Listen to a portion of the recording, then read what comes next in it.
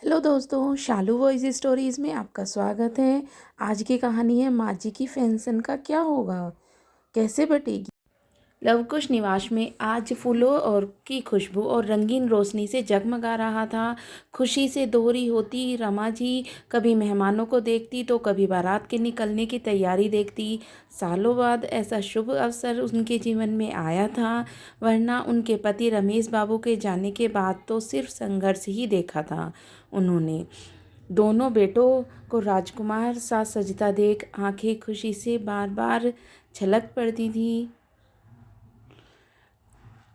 मात्र 20 वर्ष में रमेश जी की दुल्हन बन ससुराल आई थी। भरा पूरा ससुराल मिला और रमेश जी जैसे नेक दिल पति जीवन सपनों सा सुंदर लगता। कुछ ही महीनों में नन्हे मेहमान की आहट हुई और जब पता चला कि नहीं, 2 बच्चे हैं, पूरा घर खुशी से झूम उठा। 9 महीने का वक्त पलक झपकते बीत गया और रमा जी की गोद में लवकुश आ गए। लेकिन कहते हैं ना, कभी कभी खुशियों को खुद की ही नज़र लग जाती है। ससुर जी ने जुड़वा पोते होने की खुशी में बड़े से भोज का आयोजन किया था। रमेश जी और दोनों देवर बरामदे में हलवाई अपनी निगरानी में काम करवा रहे थे, तभी जाने कैसे सिलेंडर फट गया और तेज आवाज़ के साथ बरामदे की छत गिर पड़ी। चारों तरफ आग और चीख पुकार, सब शांत हुआ। अनर्थ हो चुका था। एक साथ 4 अर्थी उठी। घर में से पिता और 3 जवान बेटों की आंखों में आंसू दहकते अंगारे बन चुके थे। पीछे रह गई थी रमा जी की सास और रमा जी दोनों बच्चों के साथ। रमा जी को कुछ महीनों बाद रमेश की तरह नौकरी मिल गई। बूढ़ी सास रोते रोते अंधी हो चुकी थी और कुछ समय बाद चल बसी। वहीं ढेरों कष्ट झेल बच्चों को बड़ा किया था रमा जी ने। वो शुभ दिन भी आ गया जब दोनों बेटे बहू लेकर आ रहे थे। बहुत धूमधाम से शादी संपन्न हो गई और दोनों बहुएं घर आ गई। बड़ी अदिति और छोटी राधिका आपस में चचेरी बहनें लगती थी। शुरुआत में तो सब ठीक था। दोनों बहुएं सासू माँ का मान करती। समय के साथ रमा जी दादी बही बन गई और रमा जी भी रिटायर हो चुकी थी और पेंशन की मोटी रकम हर महीने उठाती थी। बड़ी बहू अदिति शांत स्वभाव की थी, कम बोलती और सास की सेवा करती। वहीं छोटी बहू राधिका बातों की धनी थी, लेकिन सास को एक गिलास पानी देने में भी उसे जोर पड़ता। दोनों बेटे अच्छी नौकरी में थे। बड़े बेटे बहू घर के खर्चे में भी हिस्सा देते और कभी रमा जी की उम्मीद ना करते कि वो कुछ खर्च करें, लेकिन राधिका हर कोशिश करती अपने पति के पैसों को बचाने की और सारा खर्च जेठ और सास से निकलवाने की।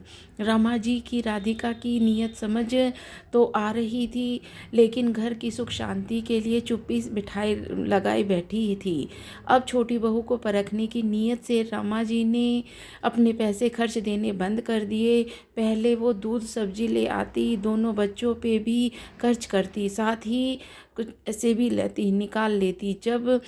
जब वो पैसे खर्च करने के बंद कर दिए तो राधिका को अपनी सासू माँ खटकने लगी। आए दिन रमा जी दोनों बेटों की वो दवा और कोई काम बता देती थी। राधिका को बहुत गुस्सा आता अपनी सासू माँ पे। जब रमा जी पैसा खर्च करती तब राधिका सारा दिन माँ जी की रट लगाई रहती, लेकिन पैसे बंद होते ही उसने नज़र फेरनी शुरू कर दी। वहीं बड़ी बहू अदिति के व्यवहार में कोई अंतर नहीं आया। जैसे वो पहले थी वैसे ही अब भी थी। अदिति बहू को देख रमा जी खुश होती थी। एक दिन रमा जी के मायके के रिश्तेदारी में किसी की शादी का निमंत्रण आया तो रमा जी ने राधिका को बुलाकर कहा, बहू तुम कुछ चले जाना और एक साड़ी और 1000 रुपये शगुन दे देना। रमा जी का इतना कहना था कि पहले से ही चिड़ी राधिका नाराज हो उठी। वहाँ माँ जी रिश्तेदार आपके और रिश्तेदारी हम निभाएं? दोनों पति पत्नी ऐसा क्यों बोल रही हो बहू?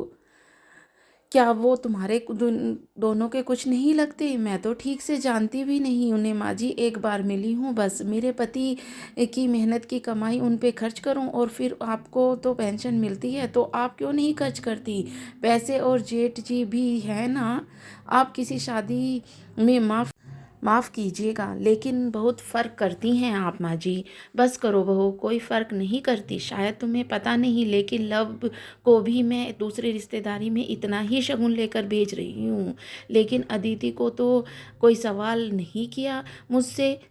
जैसे अनुमान था, उसने अधिक राधिका के असली रंग को देख रमा जी बेहद ही परेशान हुई। राधिका और रमा जी की आवाज़ें सुन पूरा परिवार इकट्ठा हो गया। अच्छा हुआ अब तुम सब आ गए। तो अब जब छोटी बहू को मन में खोट आ ही गया है, तो आज ही मैं इसी समय बंटवारा भी कर रही हूँ।